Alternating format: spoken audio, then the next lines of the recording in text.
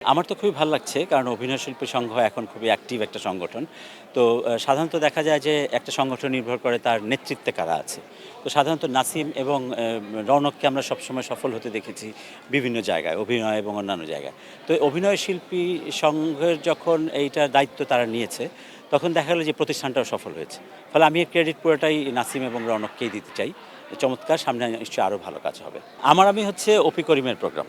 ফলে এটা অপি করিমকে ছাড়া কোনোভাবে এটা হইতো না, শুরু হইতো না এবং আমার কাছে সেইগুলোতে মনে হয় যে অপির জায়গা থেকে বিষয়টা খুব বড় রকমের হয়ে দাঁড়িয়েছে।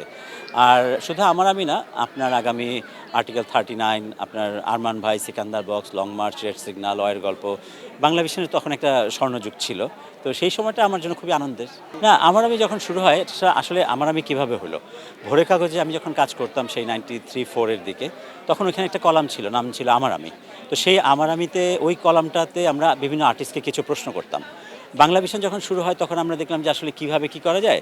তখন ভাবলাম ওই যে প্রশ্নগুলো করা হয় সেটাকে যদি আমরা ভিজুয়াল রূপে আনি তাহলে সেটা মানুষ হয়তো দেখবে। তখন অপি করিমের সাথে আলাপ করা হলো, আমরা রাজি হলাম, আমরা শুরু করলাম। তার ধারাবাহিকতায় মান্না, হুমায়ুন ফরিদি সবাই আমাদের এটাতে ছিলেন এবং সবাই মোটামুটি পছন্দ করতেন অনুষ্ঠান। নাগরিকে অপি করিম করতেন নন্দিনী, আমি করতাম কিশোর। তো আমি কাজ করতে করতে যখন টেলিভিশন শুরু হলো, আমার কাছে মনে হতো যে অপি যদি উপস্থাপনা করে তাহলে সেটা ডিফারেন্ট কিছু হবে। সেই জন্য অপিকে নিয়ে কাজ করা। আর শুধু অপি না, বিপাশা আপার যে অনুষ্ঠান বিপাশার অতিথি, সেটাও আমার সময় করা। আফসানা মিমির যে মনের কথা, সেটাও আমার সময় করা। সারা জাকের মেহতাব খানামের যেটা, সেটাও আমার সময় করা। আমি এখন কি করব। তো এটা একটা স্বাভাবিক প্র্যাকটিসের মধ্যে ছিল। অনেকেই নক করে, কিন্তু ওইভাবে আর এখন করা হয় না।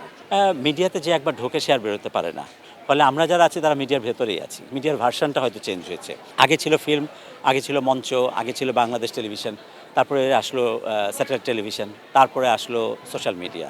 ফলে মিডিয়ার মধ্যেই আমরা আছি। যারা মিডিয়াতে কাজ করতে চায় তারা ধনী হওয়ার ভাবনা নিয়ে আসে না। আর যারা ধনী হতে চায় তারা আসলে মিডিয়াতে আসতে পারে না।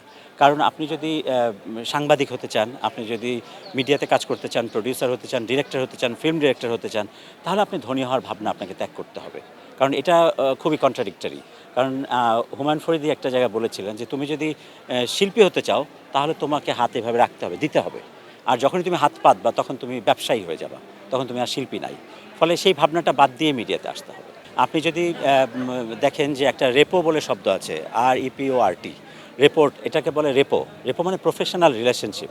এখন আপনাকে বুঝতে হবে যে কোনটা প্রফেশনাল রিলেশনশিপ আর কোনটা বন্ধুত্ব। সবার সাথে বন্ধুত্ব হবে না, সবার সাথে প্রফেশনাল রিলেশনশিপও হবে না।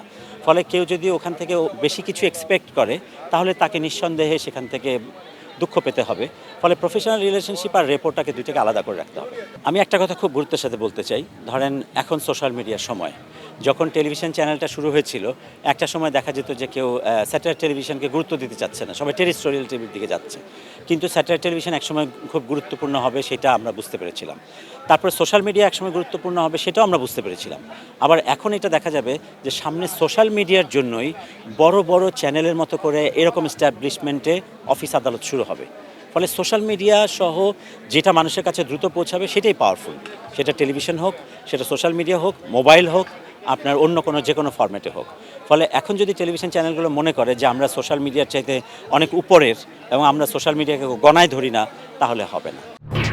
এলো খবরের কাগজ, নিখাত, নির্ভীক, নিরপেক্ষ।